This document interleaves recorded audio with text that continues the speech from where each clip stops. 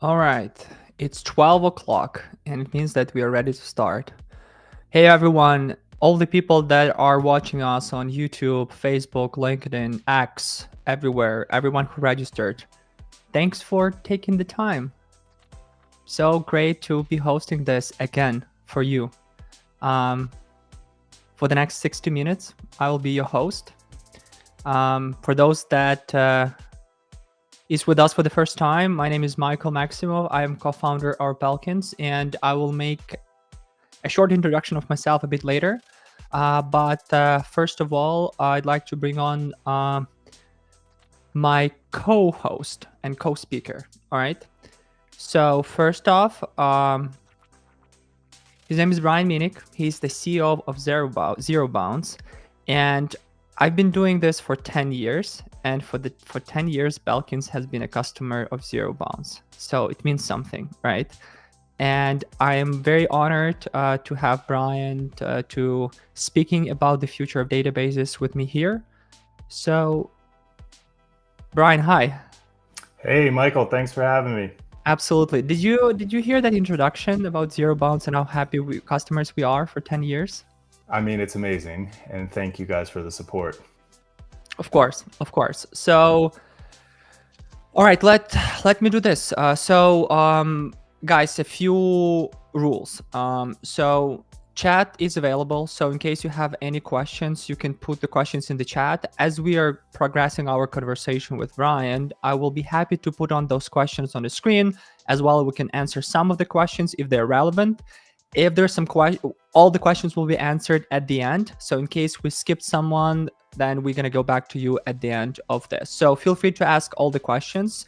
Then yeah, there will be some special thanks and special giveaway and stuff that we're gonna be rolling out as we speak. So stay tuned until the end. All right. So Brian, let's start. Let's have fun. Let's do it. All right. Let me put on it. Cool. So. All right. So you already met Brian. So Michael, co-founder at Belkins. For those that don't know us, Belkins is a B2B appointment setting agency. We've been leaders in the space. We've been doing this for a lot of time. And yeah, my team is one of the best in the space. And the reason why we're talking about the future of databases is that we've been generating millions of leads over the years, tried everything. And today we wanted to talk with you and with Brian about what we learned, where we are at right now, and then what's the future, right? So let's roll. This is, for me personally, is very humbling slide because Belkins is considered to be one of the best in cold emailing. And to tell you the truth, folks, emailing is not performing as it was before. The mass emailing specifically, like if you're trying to run a massive outreach, you're going to have very, very poor results. And there are a few reasons for that. The first reason, and again, I'm not going to be going all of the reasons right now. You see them on the screen, but to be honest with you, the very important ones are the buying journey is very, very complex. It consists of multiple stages, multiple decision makers, buying committees, multiple channels. And for you to have a strong acquisition and a good, well-developed journey, you need to plan ahead, you need to develop that ahead, and it doesn't work as just running an outreach campaign and thinking that, oh, I'm going to generate a lot of leads. So that's not going to happen. Now we need more touch points than ever. So we've actually looked at the data, and it said that we need at least 62 touch points across the entire life cycle of a customer, from the point of them meeting your brand to the point of actually getting any kind of deal. So again, it means that more channels, more sophisticated approach, and so on and so forth. Buyer's approach works. Buyer own research matters more than than ever. So about 95% of buyers do a lot of research before actually getting on any appointment or before doing any conversation, anything. So again, imagine that. So marketing budgets, marketing teams, marketing sales alignment, inbound are more important than ever. Single channel doesn't perform as well before, based on different just generally, like we have problems with email drivability. We have problems with the noise, and so on and so forth. Generally, there's too many different complications in the process. So when you look at this, the conversions that we've had from a lead into appointment using an email or mass emailing for that matter is twice lower, at least twice lower than what I've seen. And this conversion goes down and down and down. And then obviously we have regulations and compliance, right? So for that matter, there should be another solution. And today, me and Brian, we want to talk about that another solution, right? The solution that Belkins has been working on, and this is the focus for us right now, is omnichannel marketing. And this solution helps to address all the previous points. And basically what the omnichannel marketing is when you are utilizing multiple channels in orchestration to be able to provide your customers with seamless customer journey, right? So then you have a list of leads, and then depending on who those buyers are, depending on what the entry point of them was with your brand, you can build a certain program where step by step you're going to be nurturing them and looking at the buying intent and then personalizing every next step, while at the end converting them with much higher customer experience, much higher conversion, and higher ROI, and so on and so forth. So Brian, question for you. Obviously you guys have amazing marketing team and you've been doing a lot. Are you guys doing any omni-channel at this point?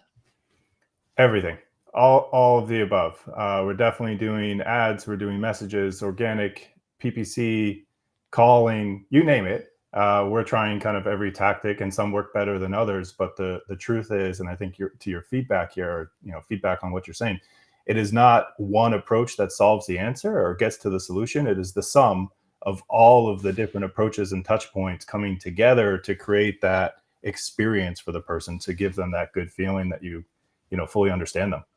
Yeah. So by fully understanding them, we mean that you need to know them, and by knowing them, it means that the and it comes to the main topic of this meeting or this session. The future of databases is not the one you buy, but the one you build.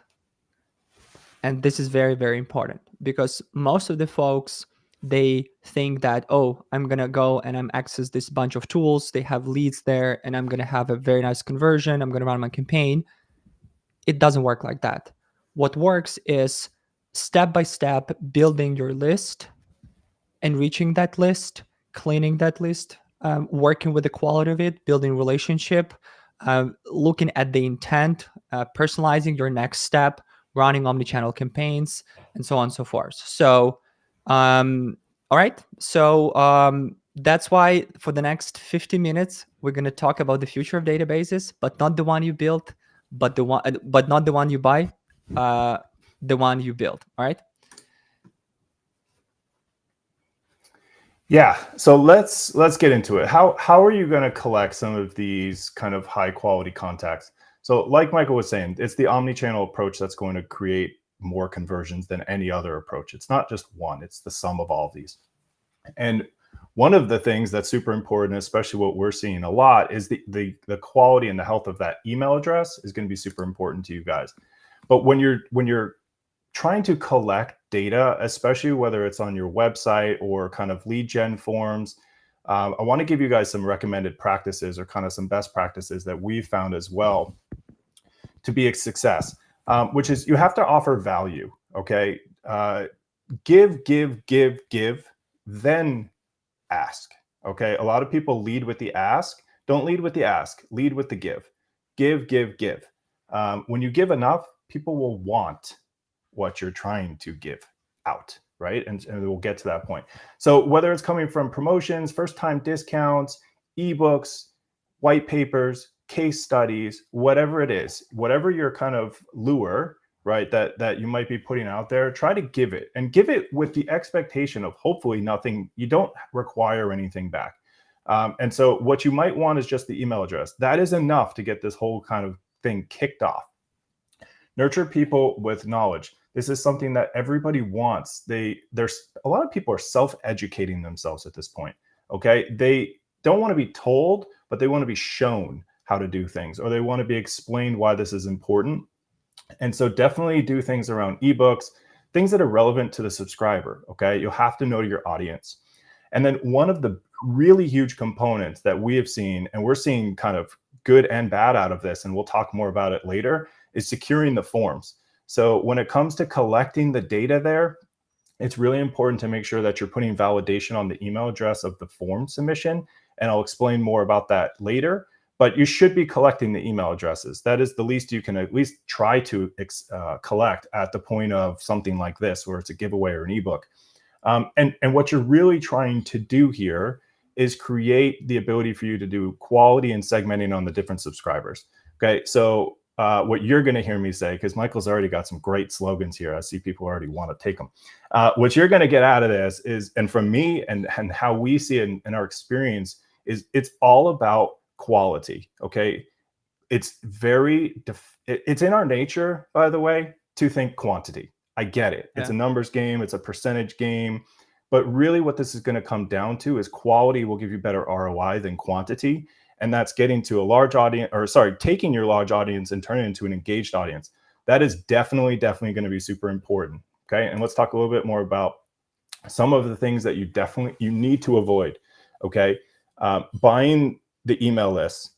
And just to be clear, this is what we do for a living, clean up email lists. I'm telling you, don't buy it. Okay. Don't buy the email list that the guy is emailing you saying, hey, I'm going to give you an example. You're a Shopify agency, and he emails you and says, hey, I have all of the Shopify stores' contact information. Do you want to buy this?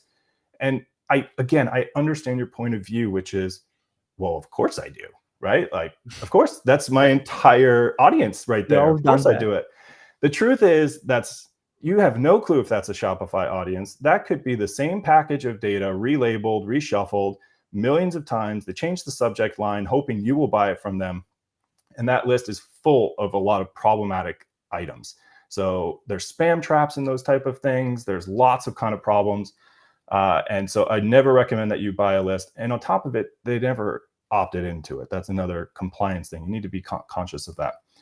Certainly do not scrape the web for email addresses. Okay.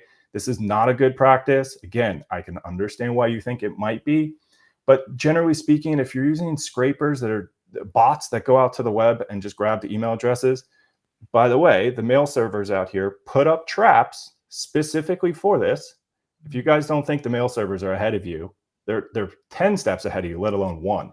Okay, they've put up email addresses all over websites that have never opted into to forms. They've never opted into receive marketing. And anyone that emails that address is immediately blacklisted and thrown in the spam folder for their network. That's called a spam trap. Don't try to grab. That's what's all over these purchase lists and the scraping that's taking place. And then next, make sure that you're validating on any of the emails you send to. Okay, because what's happening is a ton of data churn, and we'll get more into some of the details behind that because I have a lot of great stats to share with you guys. But data is churning, guys. This is going back to the quality side. Again, I understand it, but you have to shift your mindset from quantity to quality. That's what's going to convert. And then also, like I said, don't email people that didn't really sign up to hear you. Yeah. And if you are doing this, there's a topic here that I think is actually important. For example, if you go to a trade show and you get all of the opt-in from the trade show, maybe they never swung by your booth. Maybe they don't know who you are, but they did actually opt in. They don't know they opted into you. Be transparent in that messaging. Hey, I know you didn't come to my booth because I would have scanned you. I know you didn't come to the booth, but we were provided the opt-in list from the trade show. I just wanted to inform you on who we are, if you have any interest, et cetera, right? And set the tone, because what will happen is actually people will come back to you and say, I never opted into this, mark as spam. You don't want spam complaints. That's really bad towards your deliverability. So these are some things to avoid. But I'll go into more detail on some of that in a bit. We took two lists, one that was purchase list, and we've have a lot of data on that. We've done a lot of research, and then we've have the one that you collect, the one that you build, and you can see, folks, the actual conversions, right? And that's to the point what Brian was saying, like that. You're here for the quality, you're here for the conversion, you're here for the ROI, and not just for the actions that you're going to be doing and harming your reputation, harming your company. So the first conversion you see there is contacts that feed ICP. So even if you have someone, or if you think that here is the list of Shopify customers, at the best scenario, at the best quality, you will be looking at 80% match, right? And those 20% that are not match, as Brian mentioned, they have a lot of traps, they have a lot of content that are not a fit, they're not relevant, and they're gonna harm the reputation. Comparing to the one that you built yourself, is a 95% hit. Um, then how many of those are going to convert with qualified leads? And this number is much more lower. So with the purchase leads, around 40% can convert, and with the leads that you build is 75%. Then you go down to sales qualified leads, you're looking at 5%, so 2.5 times higher conversion. And then you have a close one clients where it's 5 times more conversion. So at the end of the day, you would be spending a lot of budget on all the tools, all the scraping, all the things, and at the end of the day, you're going to have very, very poor conversion, a lot of problems, a lot of things to fix later, and you don't want that. So this is just to the point that what we're talking about today is how collecting the leads. Now, the next question all of you might have is, how can I collect high quality contacts? And I'll leave Brian to help to answer this question. Yeah, so obviously there's many ways to collect some of the contacts that you're going to reach out to. But for most people, what this is going to be is on a form, okay? And I want to show the power of having validation on a form, and I'm going to talk through it. So when visitors are on your website, on the left-hand side of the screen, just to set the stage of what you're looking at, the left-hand side is a mock-up of a form. What fields are there? To me and for you guys, it doesn't matter. Whatever fields you're putting there is fine. Would obviously, for sake of first-time collection, as short as possible. So maybe just name and email. And the email address side, where I really want to stress, is on the right-hand side is what validation could be doing in the background. So what we're seeing when it comes to real-time validation is there's actually a lot of problems that are happening in real time while the user is still there. And so the example that I'm showing here is a typo. If you're looking close enough, you can see that there's actually a typo in that email address of gmail.com instead of gmail.com. Most web traffic these days is coming through mobile, and most people are typing in their email address on mobile. One of the things that you'll definitely notice, and if you haven't noticed this already, there's no autocorrect on your email address on your iPhone, at least not on iPhone. Maybe Android's doing it, I'm not sure. But when I'm typing my email address, there's no autocorrect, right? And so what you're at the mercy of whatever you've typed. And if we've all typoed our email address. Let's just be real, especially on mobile. This would catch that.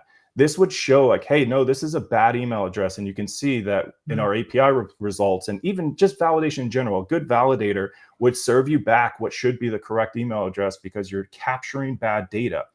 I want to remind you, I still have the visitor in front of me. Okay. So we're correcting and catching this in real time while people are trying to submit this information to you. It's very important. The other important part of this, besides the typo correction, which is a no-brainer, is that you're also going to get people, especially if you're providing coupons, gated content, whatever it is, they're just going to smash the keyboard or make something up, ASDF at asdf.com. If I had $1 for how many times we've checked that email address, by the way, I'd be a millionaire.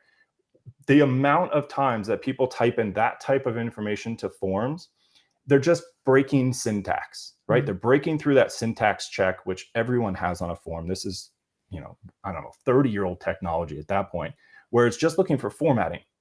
And of course, that's helpful, but it doesn't tell you if there's actually a recipient on the other end. And so this would stop people from being able to type in a fake email address or just getting through your gate. This is going to say, hey, no, that's an invalid email. Can you please give us a good one? So it's another level to make sure that you're getting the right information the first time. And back on the typo part, I really want to make sure that this is important. I think this is super important. It gives you as a business, a bad image when someone submits a typo to you and then they never hear from you again. You Yeah. don't follow up. You didn't reply to the email. And why? Well, of course you didn't. You never got it. You don't even know what the real email address is. You never got that message going to the right team. This makes you look bad, and catching that typo presents in a good way. Because Michael, have you ever admitted that you submitted your email address poorly and you typoed it on a form? Of course I not. never, I never, but Of course not. I've done that. I've done that. I Of booked a course. restaurant a few weeks ago, and I put instead of com CLM, and I didn't hear from them, and I was super frustrated that I couldn't do Yeah. anything about this. So Yeah. That's a perfect example, right? And meanwhile, the business took the reputation hit for your error, right? Let's just be honest. It was an error that you made. yeah, And so this is a good example. You can catch this stuff, guys. And we're talking about marketable contacts here. We're talking about potentially ROI by simply collecting the email addresses and making sure you're getting them in the first place. And so let's go through some of the stats, right? Of course, the display is pretty, but let's go through stats that we actually are seeing. So every year, and shout out to our marketing team and PR team, because they're doing a ton of data research that we see against our platform. By the way, we're validating billions of emails per month. Okay. This is not small amount of data that we're talking about. This is aggregated data, probably some of the largest data sets that businesses can even talk about is we're seeing. Over 25% of emails coming through that type of form are invalid. wow. I'm going to say it again. 1 out of 4 emails going through forms like that are invalid, meaning there's no recipient on the other end of that. So what does that mean?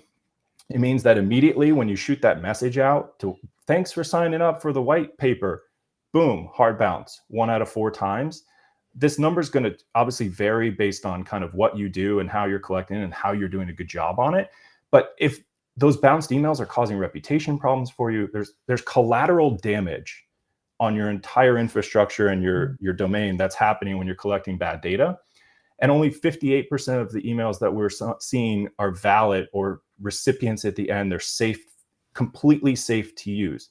Okay, which means the delta of that 42% of the emails are either invalid or pose risk. Okay, posing risk could be info at, sales at. These are role-based emails. These have risk to them, and you just want to get some insight to them. So being able to validate the email, it's a first line of defense towards maintaining and building your email database. Make sure the emails that you're getting are good in the first place. And if you're getting hit by these bots and all these other kind of different things, guys, they're going to break through your syntax form. That's the easiest thing they can do. And if you have problems like that, validation can help solve it. And being able to get those typos, like I said, is very, very valuable for you because that turns a non-marketable contact into a marketable contact immediately. So very powerful in that sort of a sense. We see the data churn in such a point that, people are saying, how often do I need to check the emails that are in my database? So, and I'm seeing this a lot where even at the conferences, we just came back from a massive conference. People were saying, oh, I've been collecting this data for 13, 15 years. And again, first off, that's amazing. And if you're someone like that on this call, it's amazing. But the question is, what are you doing with it for 13 or 15 years? Yeah. Are you doing anything with this? 26% of emails in databases are decaying annually. And that's a raw stat that we're seeing. What's interesting here is that if you're selling to businesses, if you're a B2B customer, so your audience is businesses, that number is going to be higher. If you're a consumer, if you're going towards consumers, you sell consumer products, you're emailing a lot of those Gmails, AOLs, etc. Those are going to be a lower number of decay because people aren't, getting rid of their personal emails. But the reason this number is so high, and let's just look at the last 3 to 4 years. How many jobs are people changing? How many businesses are opening up and closing? There's role changes that are taking place. These people are moving domains. That's happening a lot as well. Reputation problems. And these disposable emails are another one. So disposable emails are burner emails, and they're available. You can go to a website. You immediately get presented with an inbox. You can get past any of that double opt-in. So even double opt-in is not bulletproof, by the way. There are definitely ways around that. And yes, it's helpful, but it's not bulletproof. And so what I would recommend to anybody is validating the data at least once a quarter. If you're all consumer based, you can probably stretch that to 6 months, but I really wouldn't go too far past that because the stats around emails bouncing, and the stats around what's happening to your email reputation by sending to bad emails, it's really just going to chop your ankles at the ability for you to get ROI. And so, how can you improve the lead database performance? Let me go to the next one. There's another one. So if you are going, or you have, and this is very common as well, these AOL, Yahoo emails, by the way, there's a massive problem that took place with these. And basically they started to disable these accounts. So if you're the guy that's had emails and you've been building this for 10, 13, 15 years, even 5 years or more, you're probably sitting on a set of data that is so outdated that if you mail to it, you're just going to generate a ton of problems. Yahoo emails, AOL are definitely one of them. And there's a solution called Verified Plus. That's something that we're doing where you can detect those. So I definitely recommend you look into that. And if you've ever had this problem in the past, this is kind of a breakthrough technology. So I do recommend you kind of take a look at that.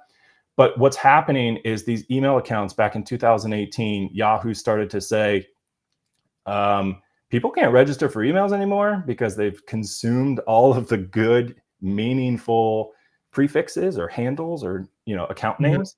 And so they started to disable these, and they're leaving them in a state called disabled. So it still can be logged into and recovered, but if you send mail to it, it's disabled and it's bouncing. Very problematic, because think about this, guys. If that account's sitting in disabled status, that means they've never sent an email, they've never checked their email, they've never done anything in their email box, and now you're going to send a bunch of messages to them. You're a spammer. Yeah, that's the definition, right? You're sending it to people who never asked you, or at least that's how the mail servers see you. And that's what's important here is we all have opinions on ourselves, of course, and we're all knights in shining armor, right, Michael? We've never done anything other than exactly what we should. The truth is the mail servers remove emotion. They go on facts, bouncing emails, high risk, things like that. You got to get them off your database. So that's a way you can definitely do it. Make sure that when you're doing things, you're collecting. It's like Michael was saying, right? This omni approach. But at the end of the day, emails where a lot of deals are being closed, right? And so the importance of that email is super important to make sure it's correct, and being able to put all of the other relevant pieces of information that you might have on a person, tie this stuff together, guys. There's so much data out there, and it's at this point getting so easy to collect it. Tie it together. For example, if you're selling clothes and you can easily get some gender information on the audience that you're looking at. You have males, you have females, right, etc. What's going to work better? Sending to 1,000 people of male and female and sending both types of clothing in that one email campaign? What's going to convert better? That, or the men get men's clothing, the women's get women clothing email, and you say, hey, here's what it's exactly what they want at the right time. These are super important, and you can do these type of things and use the other data. You have data. When's the last time they made a purchase? When did they inquire? How did they get to your website? Did they go through an ad? Did they go through a competitor problem? What's the keyword that they used? Basically, where I'm trying to get to here is don't just spray and pray. Okay. If you're thinking to yourself, oh, wow, Brian, this sounds kind of hard. Well, welcome to email. Email's not always easy. It's actually very challenging. And the ability to kind of convert and perform here is going to be based on your ability to dial in and get the right message to the right people with a good contact. That's very, very important. To piggyback off what Brian was just saying, what you see here on the screen, let me zoom out it here for a little. So what you see here on the screen is how a sequence could look like for you, where you add email, LinkedIn, calling as channels. But what is interesting here, this is not a multi-channel approach where firing your all channels at the same time. But when you're tracking exactly what Brian just said, your purchase history, where they came from, what they land, and so on and so forth, so that you can then personalize your next touch point. You can personalize your next. So by knowing your customer and by personalizing your next action, you would be able to have much higher conversions every next time. So essentially, it's like an AI. You will be learning. Your sequence will be performing each and every stacks better instead of doing that vice versa and performing poorer. And then your customers will have a much better customer experience, because then when you're going to be reaching out to them via email, you're not going to be just sending out as they are, hey, we saw you registered, let's get on the call. You'll send me, hey, you've been inquiring and reading a lot about the lead databases. Here is another thing that would like you to learn that would streamline your experience, right? So this way you will tell them that you know them, right? And then now talking about the audience and knowing the audience, some of you might not be familiar with the concept of buying committees. So I thought that my job was to educate you a little. So what you see here on the screen is in typical decision-making process when you're purchasing a software or any purchase right now in B2B, there are up to 6 decision makers that are involved. This can be a purchase influencer, a champion, a budget holder, legal compliance decision maker, and end user. And these are totally different people, right? And sometimes you might see that end users, for example, I'm using ZeroBounce, I might reached out and registered and get a free access or some credits, right? But it doesn't mean that I'm a budget holder. I'm just the end user, right? So your job as marketers, as sellers, and when you're building is to do the research on account level, identify who the other people that are involved in decisions are, and then personalized your nurturing, personalize your email marketing to match the needs of those people, their unique buying journey. And in this way, you'll be able to have much effective campaign. And also, just to echo what Brian was saying, Belkins right now has something about 50,000 contacts in our HubSpot that are considered to be MQL, SQL opportunities. And what we've seen is every 3 months, we've seen that about 20 to 25% of people are changing jobs or changing the companies. So they might go from one company to another company. They might change the emails. And if you're not verifying, if you're not enriching your list, you would see just how poor the results going to be. So by just doing some extra step, by enriching the current list, making sure that you kind of moving that and identifying other people in that buying committee, building campaigns around them, and being smart about that would tremendously increase the performance of your overall marketing. Because here we're not talking just about this channel or that channel. We're talking about your entire GTM, and then how effective you guys are with your revenue generation. Yeah, and Michael, one of the things I think is also what you're kind of touching on is just because a lead goes bad or a contact goes bad, that's also a signal to you, right? Take that signal, go look on LinkedIn and see who the replacement is. Did they hire somebody new? Is there an open job for it? What happened? You can potentially go find a new decision maker, or, of course, reach out to that old decision maker and say, hey, did somebody take over your spot? Can you do an introduction here? There's a lot of it. It's insight, it's intelligence. That's the concept here. So just because we say it's bad and you shouldn't email them does not mean that whole thing's completely done, right? There's still other things you can do. That's a great point. If I see that you're not with the organization and someone took your place, I can reach out to them. Hey, I saw Brian has left. And now you're running this. Can we go back to the conversation I had with them, or just sending out something? Can I keep you in the list? Can I keep you in the loop, and so on and so forth? This would bring so much more value into the conversation rather than just again, as you said, pray and spray and hoping that you're gonna get engagement, right?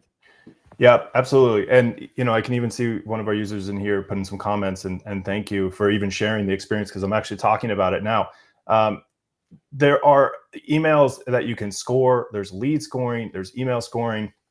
And the concept here is that with risky emails, there's still things you can do to enhance and find the good out of that. Okay. So if you go back or if you recall, it was about 58% of emails are valid, which left about 42% was the delta. There is going to be risky emails in there that you can score, or they're catch-alls, which is basically, by the way, if you're working in the B2B space, you probably have seen catch-alls if you've been doing verification, which is, it's a domain setting that mail admins set up to know what to do when they route email. And so think of it this way. What do I do if I lost an employee and that was my key marketing person or a key salesperson? Am I just going to let all those emails bounce? Of course not. right? I'm going to route that potentially to somebody else. And so that's kind of the power of why people use catch-alls on their setup. And so it doesn't mean that they're completely unsafe. It just means you got to dig a little bit deeper, score them, do other things into there to get deeper into the funnel of what these kind of segmented audience is, and nurture them, right? Use social data, do things that you can do to, there's so many things that you can do to personalize a message, a strategy, tie it all together if you can, and create different channels or different workflows that are going to put the right message to those people. So again, just keep focusing on how to get more out of your database that you have. Bear in mind that there's a lot of churn going on, and just remember, especially like the typos and stuff, you guys got to get that stuff cleaned up. I see it so much, and then you keep emailing. Don't do that. Here's a good example of segmenting, nurturing, and scoring, lead scoring. So what we've done is we are tracking each action that anyone is taking across the board. So the website visit, the pages they visit, what they download, what they click, how much time they spend, what emails they answer or open or click, everything, right? And then we've automated this in our CRM, where depending on whether the action that a user took was positive for us, like open something, or if it's negative, not open something, or didn't click on, or didn't engage, or didn't answer, or anything that would show us negative attribution, we are able to then essentially construct a nurturing, a scoring campaign where if you hit X scoring, then your intent is much higher. If you hit negative scoring, then it means that we will be double checking something, double verifying. So in this way, you can automate the process of what are the contacts in my list that I need to pay more attention to, and what contacts are more ready to, for other heavy pushing. And you'll see here on the screen some of the different positive and negative actions that, as example, you can automate. So the website visits, the number of website visits, the frequency of the website visits, different lead form submissions. And then depending on the lead form submission, you might have a gated content that is more valuable in terms of the intent data, and then less valuable, so that you can score them differently. You can look at the webinar attendees, how many webinars you guys attended, and then personalized your nurturing based on that. You can see the subscription to newsletter, how all the subscription, how many newsletters open, anything, gated content downloadables, marketing emails open, clicks, and so on and so forth. And then for the negative ones, which also is important, they don't open marketing emails, they don't visit on the website, they don't go to any events that you're doing, the email has bounced, for example, right? And you can, for example, for the bounced emails, we are adding like -50 score. So if we know that email is one of our main channels of communication, if we see the bounced email, the score goes down so much, then we get an alert like, oh, this 100 or 200 have a very low score comparing to the previous months. Why is that? The email bounce. Okay, let's verify them, right? So in this way, you can be more, data driven to be able to to again put into perspective, put into work everything that we were just talking about today, right? So it's not just theory, it's actually something that you can put in practice and start doing basically today. So Yeah, and to add to some of it, there's some best practices I just want to touch on again to make sure that people are doing it. Guys, seek and unsubscribe over a spam complaint. If I want to stress that, if you're concerned about people unsubscribing, I'll tell you what's the worst option: a spam complaint. Okay, meaning they mark you as spam. That's going towards your reputation, and then again, enough of those are going to put you in the spam folder. So if you're also here and you're potentially you send emails that say, "We'll reply to my email to opt out," guys, you're going to get crushed with spam complaints. I'm not replying to you. I don't know you to reply. What do you mean reply to you, right? So just use some best practice. You would much rather have people unsubscribe. And why? Let me explain why that's important. That's a click, okay? The mail servers don't know what you're clicking. They don't know what the user's clicking. They don't follow that all the way through and then go check that page and see what the action is. It's better to have an unsubscribe. It's considered a click. It's actually considered a positive signal. Okay. Just because they unsubscribe doesn't mean it's the worst thing. They might be able to resubscribe later. Okay. So that's certainly important. And remove users that aren't opening. This is going back to the engagement side. If they're not opening your emails and you've been emailing them for a year, 6 months, to me, Mike, I don't know if you have best practices where you guys are doing this stuff, but to me, after 6 months, I mean, they should go in the breakup campaign. Yeah, they're You done. know, they're done. And if they're not, just continuing to send to them is certainly not going to help you. So remove users that aren't opening, remove users that aren't engaging, and eventually drop them into a breakup campaign. Like, what is it that I did wrong? Do you still want this? Click here to opt in, otherwise you're out. And you can use the activity, right? So use scoring, use everything that Michael was just saying. Use these signals before you start sending campaigns, and send them to the ones that are most likely to convert, or put them, whatever the message is, attach it to that segment of audience as close as possible.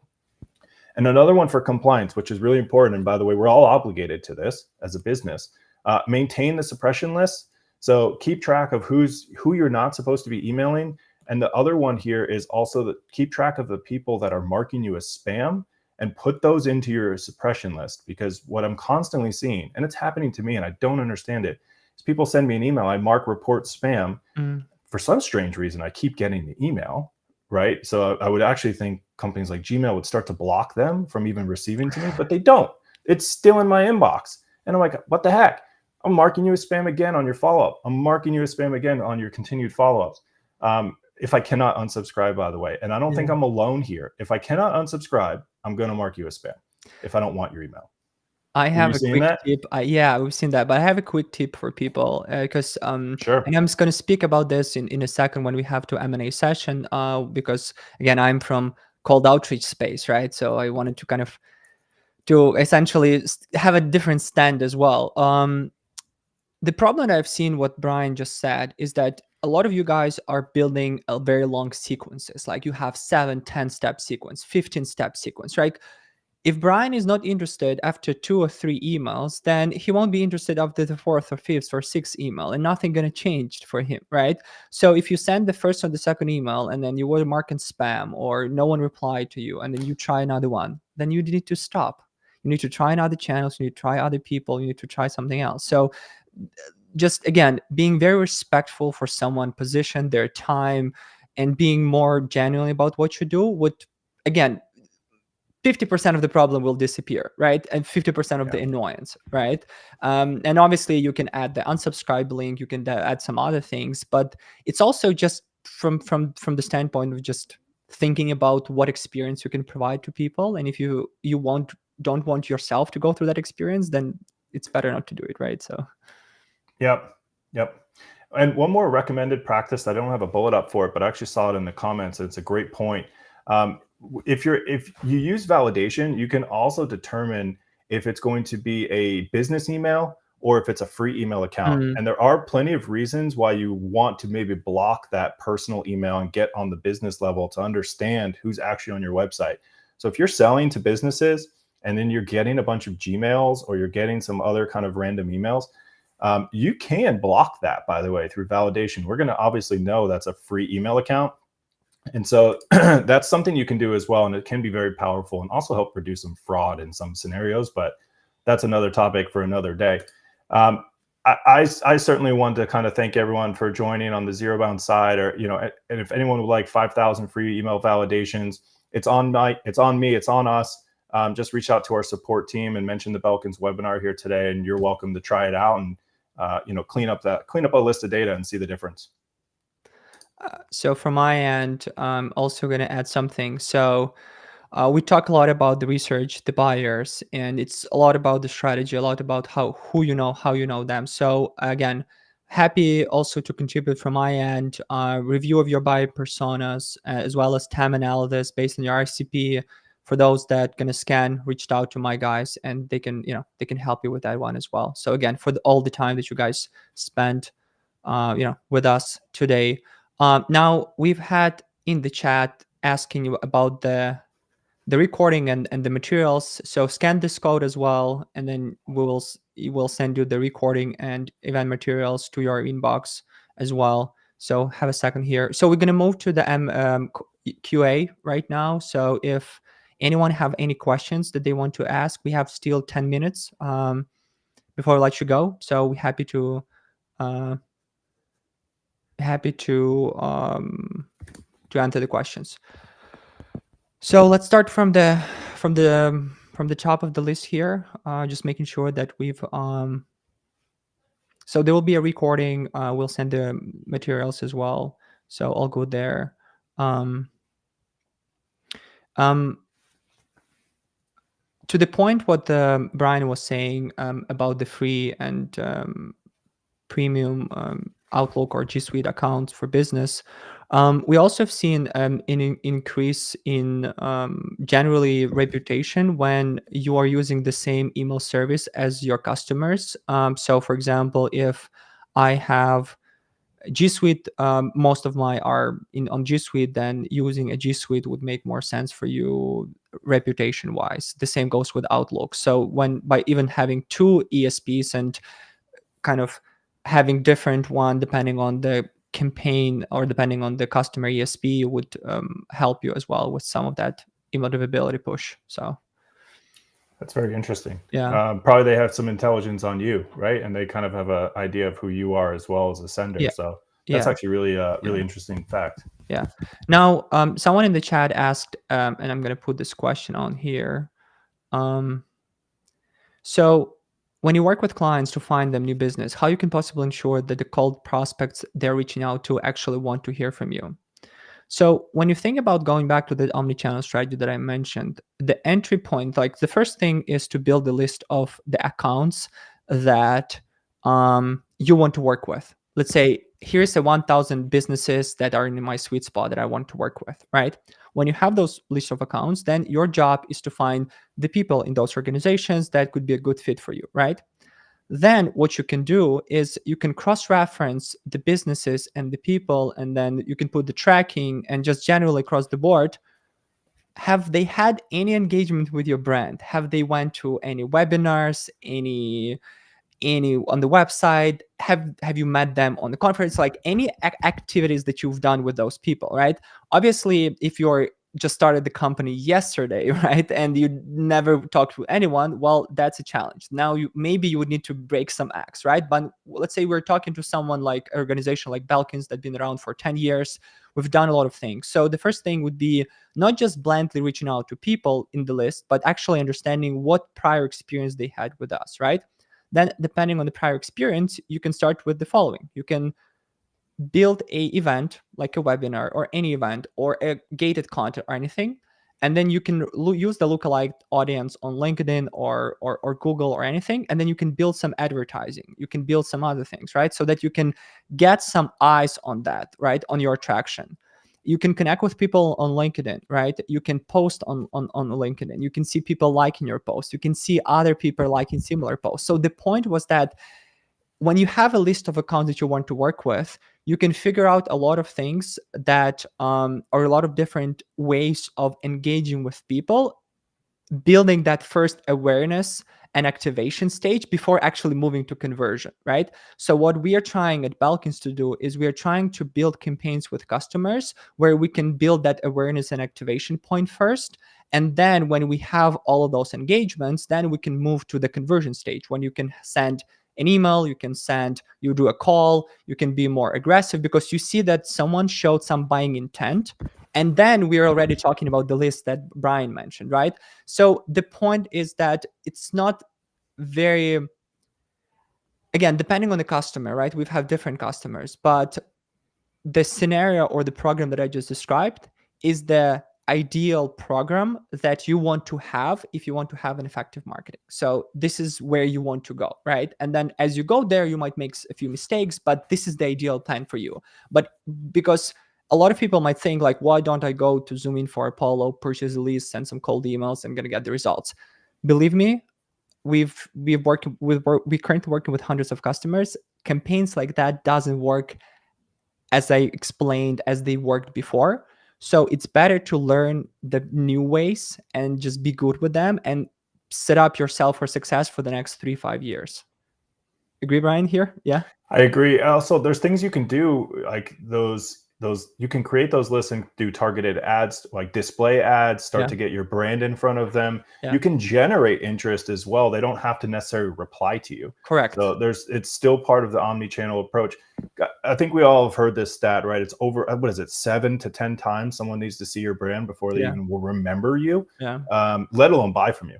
So the more times you can kind of get them, so they're on LinkedIn, then you hit them with a display ad on Google, things of that nature. It's more of your brand getting out there as well. yeah. Obviously, it's going to cost more, so the marketing costs are getting higher. So you also need to understand what your P&L going to look like, what your costs are, how much you can spend, and so on and so forth, right?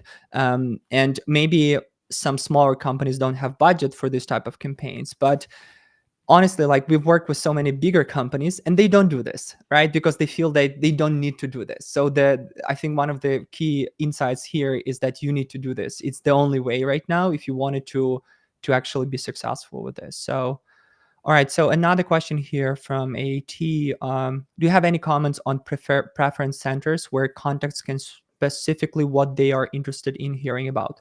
I've seen ranges from just opt-in to massive landing pages with 30 plus checkboxes. Brian, you have any thoughts on this? Yeah, I mean, I think it's okay. I would say it a little bit depends on your business. If you, for example, we're a software, so there's preference centers that would make sense for us. For example, I want all the new product updates. I want my system notifications, and do I want the email marketing newsletters as well? That's where I think these come into play and are really helpful. But if you're doing it to try to find different ways to avoid their opt out, for example, you have 10 different preferences on the types of marketing material you're going to send them.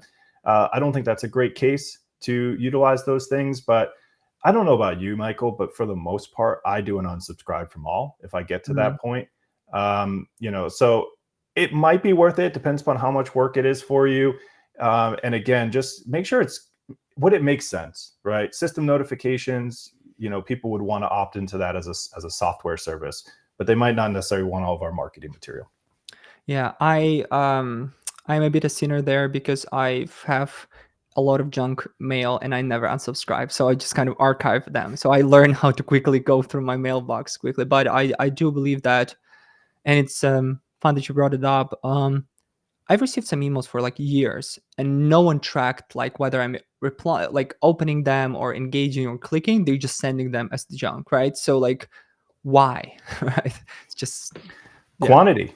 quantity. We're Exactly. obsessed with quantity, and be obsessed with quality. Yeah, That's the point. yeah, because marketers have the KPIs where it's like how tell me your metrics for the newsletter. Well, we send this much. This is the open rate. This is reply rate or click through rate. It's within the benchmark. Cool, right? But at the end of the Mhm. day, how much value to your brand, to your customers, or anything you brought in. So, Yep. all right. So we have another question here from Andrew.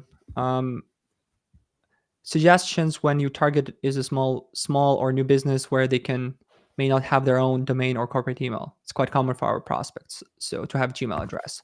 So from my end, we you cannot even register on Belkins website with Gmail address, by the way. So sorry about that. Either Yahoo or Outlook, like we only purely work with business addresses and companies that have business accounts. So Brian, from your standpoint, your customers, how they're tackling this? Yeah, so there's a couple ways. So and this is actually a very fair question, by the way, because even as a software service, we have solo entrepreneurs, right, Mm, that are doing everything, and some of them are still operating or using Gmail accounts. So one way that you could do it is you could block it and say, hey, I want the business email instead. And if they don't have one, if they submit it again, then you let it go through. That's one kind of option. So you're prompting for a business email. If they don't have it, you let it go through. The other option is to allow it. I'm not saying Gmail accounts are bad, but think about it. If you're selling to businesses, what's more descriptive? ZeroBounce.net, Belkins, or gmail.com. You don't know your audience when you're collecting that type of data. So right. my recommendation is to try to always get that business email. And you might want to even just say it, business email, please use your business email. That's probably step one, is Yeah. at least put it in the help text of that field. We request for your business email. most people will do it. Remember, there's autofill that's happening too. And so sometimes most people, especially working from home, their personal computer, work computer might be the same. And so it might autofill to that Gmail account. We see that a lot. Or people just want to stay undercover. That's another thing. They don't want to tell you who they are yet. And I get your point here. I think that's still okay. But make sure it's a good Gmail address at least. Let's start there. Let's make sure it's at least a marketable contact. Yeah. We've integrated this software where we can also identify based on your company search history, whatever, who you're with, what company, and then it can also suggest like, hey, maybe you can use your corporate email address, or are you with this organization, would you like, sometimes when you go to some websites, they can pull like your company name, hey, hi, or are you with Belkins? And you're like, how do you know, right? Because like I've registered to different software, they have the cookie and all those things, which again to personalize the experience. But yeah. All right. Any other questions from the chat? We still have, I think, a few minutes. Yeah, I do see a good one from Technology for Recruiters, the inbox warm up. Yeah. So inbox warm up is definitely kind of a tool that's helpful for people. This is the idea here is you're in potentially some problems sending cold email. Mhm. And what inbox warm up will do is you would connect your account and we would automate sending into our seed pool of email addresses. And we're going to start engaging with your account to rebuild, repair, or create email reputation for you. It really just depends upon what current problem you're at. So warm up, if you're doing cold prospecting without warm up, not sure how you're pulling it off, but if you want kind of a little key, warm up is important. I think some people are doing just little volumes, like you have 10, 20 emails per mailbox, just going slowly, gradually Yep. increasing it for a little while. Yeah, but the warm up is very important. And guys, don't do outreach without the warm up. So listen to Brian. All right, so I'm putting another QR code here. Share your feedback, guys. If you enjoyed this session today, and if you want to hear more from me and Brian on this topic or any other topic, please share your feedback. We'll be happy to arrange another session, another topic, talk more about some specific aspects, talk more in depth about the topic today. So any feedback you can share with us would be very, very welcome for us to do more of this great session with you guys. And then the recording will be available on YouTube as well to your inbox. The QR codes will be available. Brian, so for how long the offer will stand? A month? Yeah, we'll give you 30 days to come 30 and days. redeem it. So by all means, please come in and try it out. Awesome. All right, guys, thank you so much for taking the time. It's been a pleasure speaking in front of you. You were a great audience. Thank you so much for a lot of very thoughtful questions and for the engagement. And also, big thanks to Brian, my co-host, and for ZeroBounce team for helping to organize this session. Yeah, thank you, Michael, also, and to your team as well at the Belkins team. Thank you, guys. And thank you to the audience. Have a great rest of your day, all. Hope you guys had fun. All right. Take care, everyone. Take care.